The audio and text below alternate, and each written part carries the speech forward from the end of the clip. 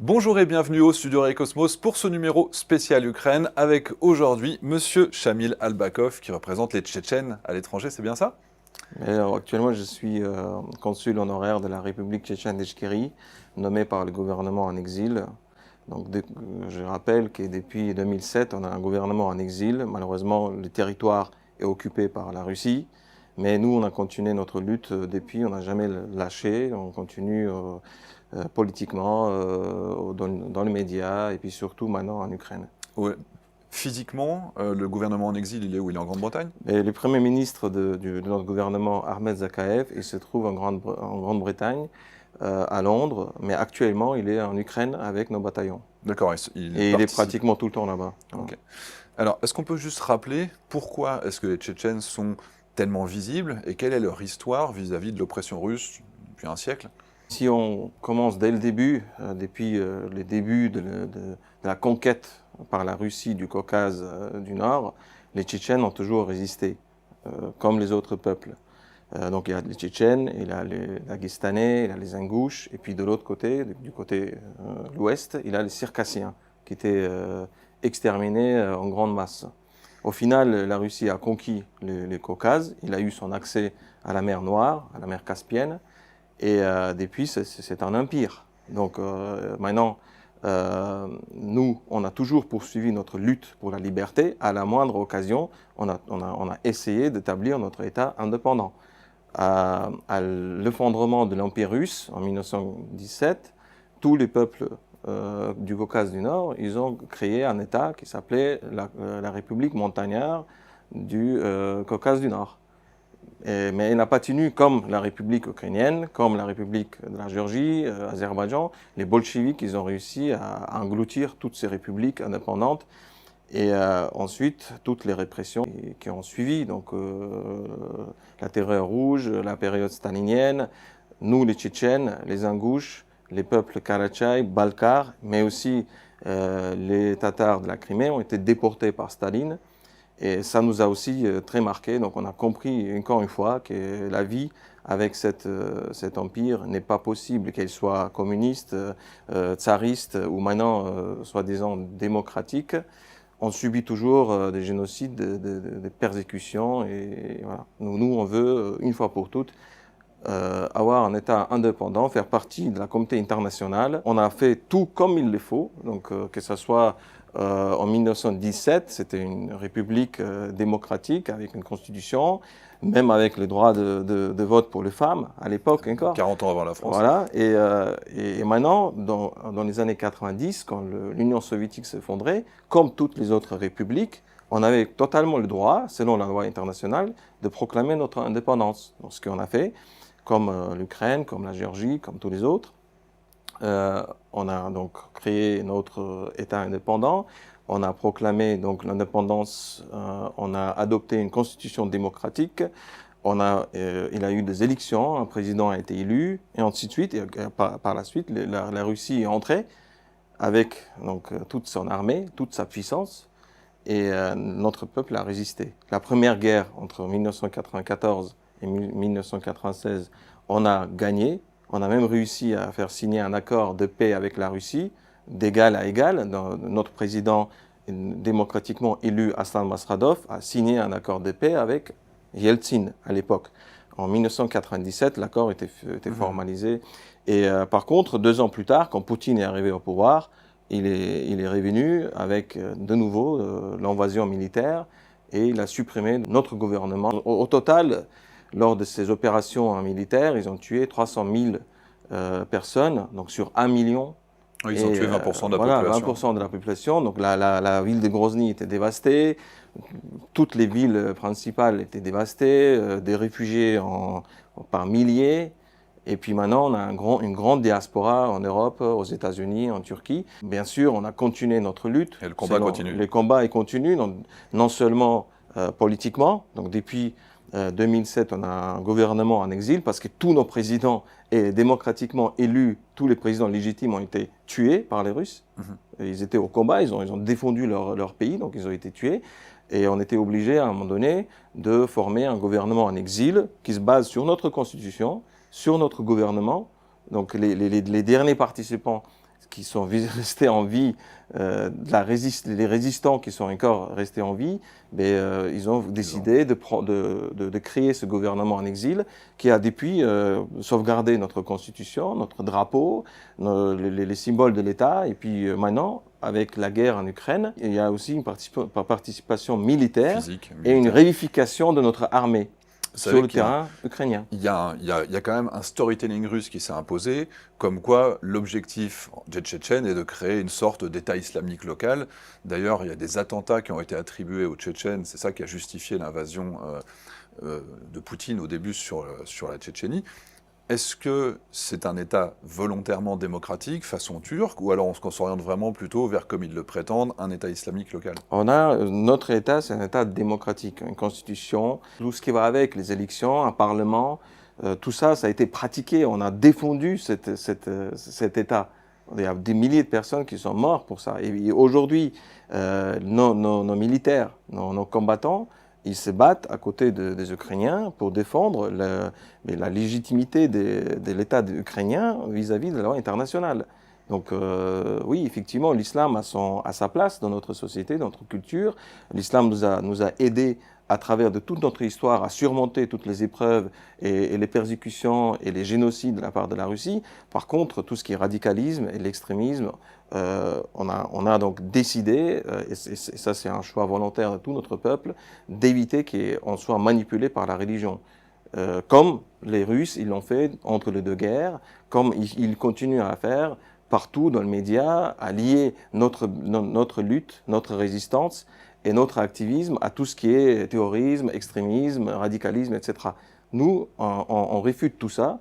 Comme dit, on a un État, on a un État légitime vis-à-vis de la loi internationale. Donc on se base dessus. C'est notre seule ressource aujourd'hui. On n'a pas de territoire, elle est occupée. L'Ukraine l'a reconnu en tant que territoire occupé l'année dernière, le 18 octobre 2022. C'est une reconnaissance indirecte aussi de notre indépendance. La seule chose qu'on a aujourd'hui, c'est justement cette légitimité d'un État indépendant, démocratique et puis conforme à la loi internationale. Donc par exemple l'attentat qui a été commis en France contre le professeur Samuel Paty, c'est quelque chose qui nous a vraiment touchés en tant que communauté tchétchène parce que c'est complètement contraire à notre mentalité. Nous, on vit en France, on est reconnaissant à la France, au peuple français pour nous avoir accueillis. Donc il est exclu qu'on commette des choses tellement affreuses ici sur le sol français. Donc nous, on a tout de suite condamné. Par contre, on retrace quand même une influence sur nos jeunes de la part des agents de la FSB, du régime pro-russe, qui poussent à commettre ce genre d'actes pour discréditer notre communauté en Europe. C'est-à-dire que le Kadyrov et ses sbires influencent... Oui, il a eu une grande enquête de Yelena Milashina, qui est de la Novaya Gazeta, un média d'opposition, qui a publié toute une enquête où il retrace, où elle a retrouvé des traces de contacts entre des agents de la FSB et du régime pro-russe, Kadyrov, et les jeunes qui sont ici. Et les messages étaient « Allez, faites quelque chose, c'est inacceptable, il faut commettre... » Ça se fait de façon dévoilée, mais au final, l'objectif, c'était de leur faire commettre des attentats pour ensuite discréditer notre communauté et obtenir au maximum des expulsions aux compatriotes vers la Russie. On revient à l'Ukraine. Les Tchétchènes sont combien? Est-ce qu'on parle de quelques dizaines de personnes ou on a vraiment des bataillons constitués? On a des bataillons constitués, on ne parle pas de quelques dizaines de personnes, on parle de beaucoup plus.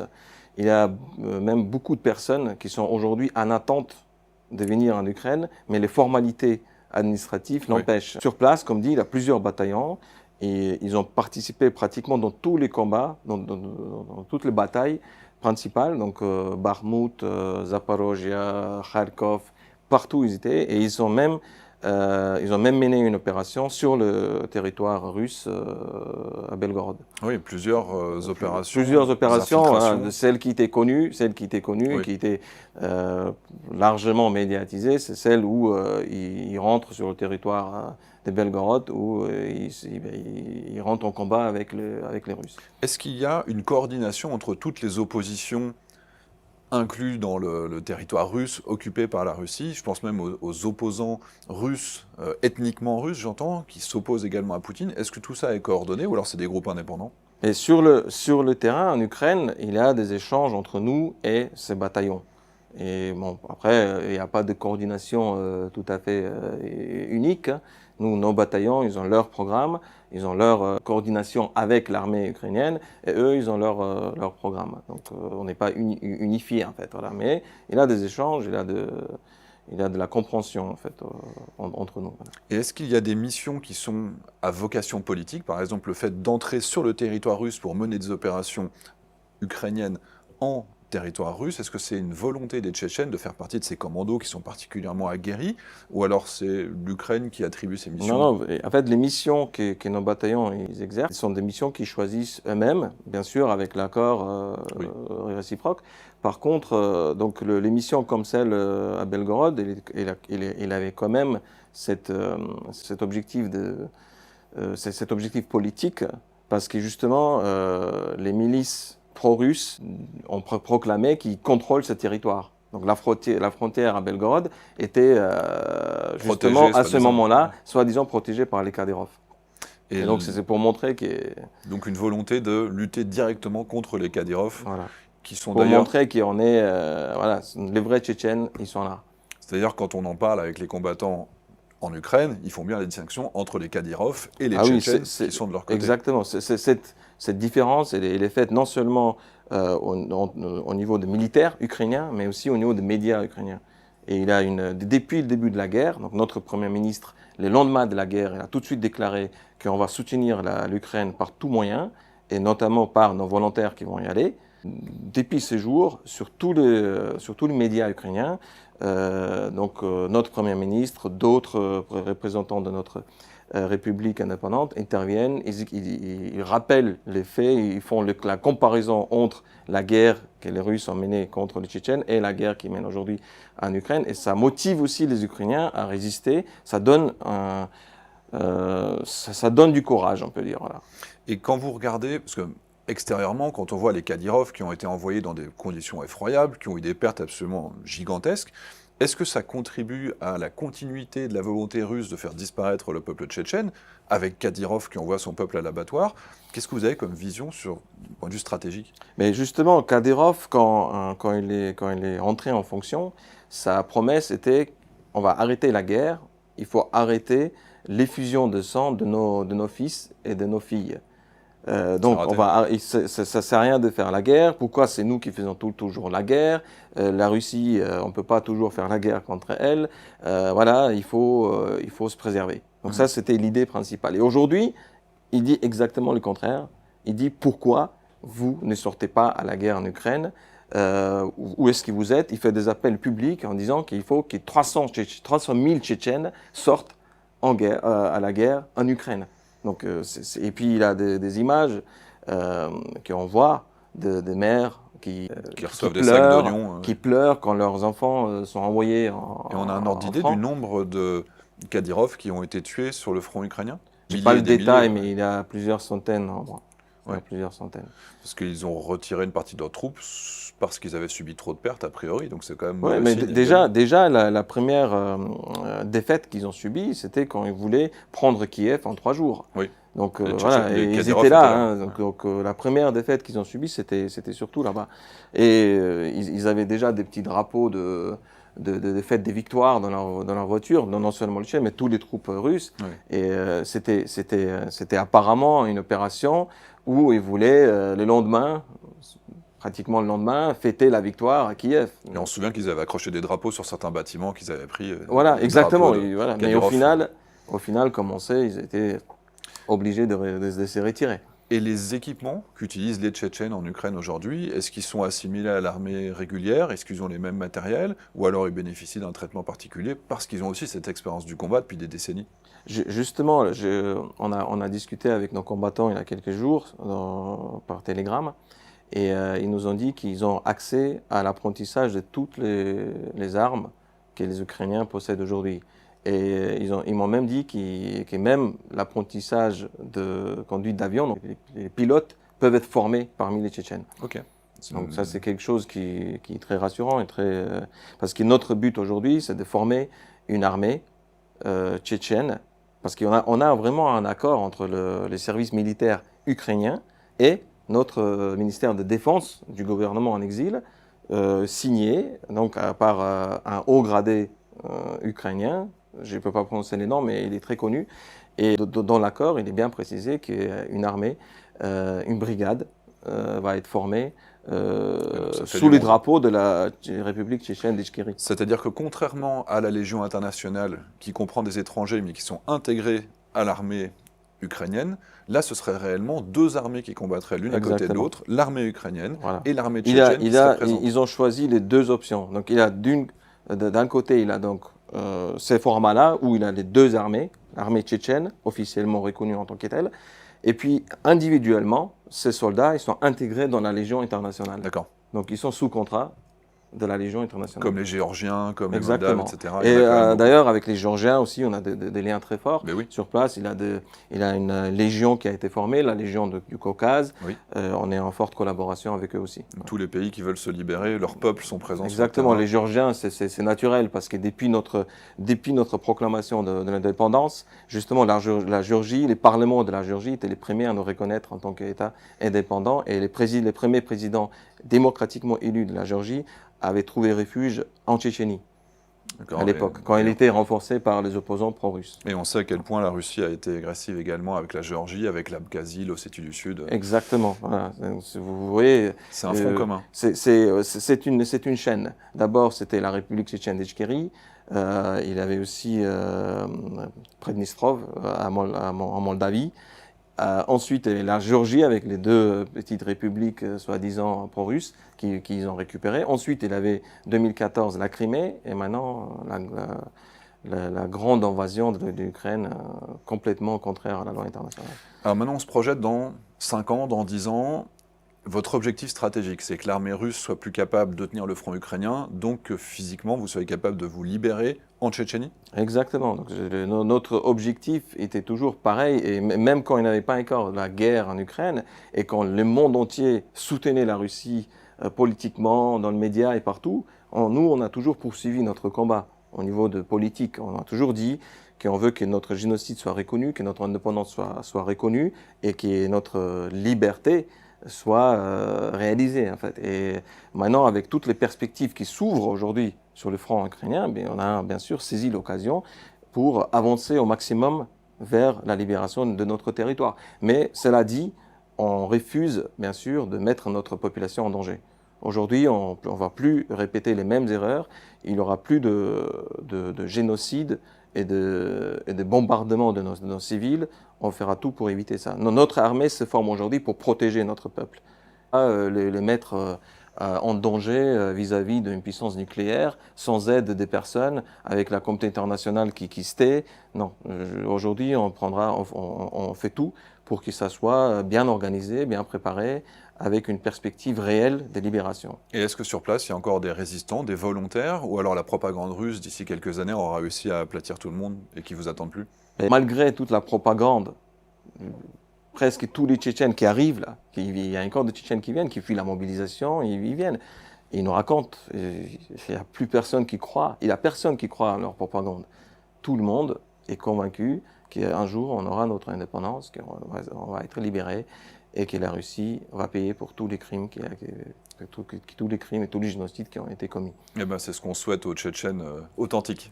Merci. qui se battent fraternellement avec les Ukrainiens. Merci beaucoup. Merci pour votre engagement. De cette occasion de pouvoir en parler en profondeur, parce que malheureusement sur les chaînes télé, ils préfèrent d'écouter les ambassadeurs russes et les anciens KGB. Donc voilà.